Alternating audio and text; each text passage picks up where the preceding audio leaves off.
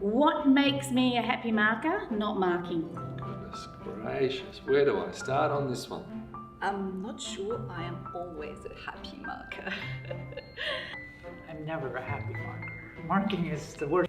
Obviously, if you get 100%, that makes me really happy. The first thing would be that students follow the instructions. If it says you need to have a cover page, use a cover page. If you're submitting an essay, don't change the essay topic to something that you like that has nothing to do with anything that the course coordinator has set for you. Every year there are students who turn in assessments that have nothing whatsoever to do with the topic.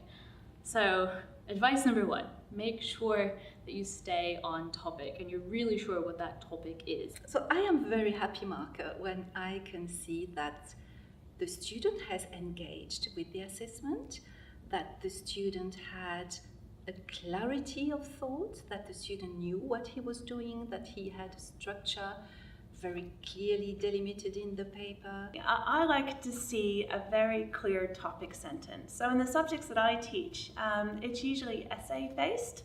And so what I look for from students is in that first paragraph stating very clearly what the aim of the paper is. So this paper will examine, or the aim of this paper is ... And I'll explore this 3 different ways. And here are those 3 different ways. Another thing that makes me really happy is if I can see that the student has actually read around the topic and really thought about it. So they haven't just gone, so-and-so said this, but they've gone, so-and-so said this, I think that's relevant because of this. So they go that next step of placing somebody else's ideas into their own thoughts, and that's really exciting when you start to see that, because that's how we learn. I'm going to talk about lab reports because we do a lot of lab reports in physics. So what makes me a happy marker is not the report that's beautiful and perfect. It's not the report that has answered every single question.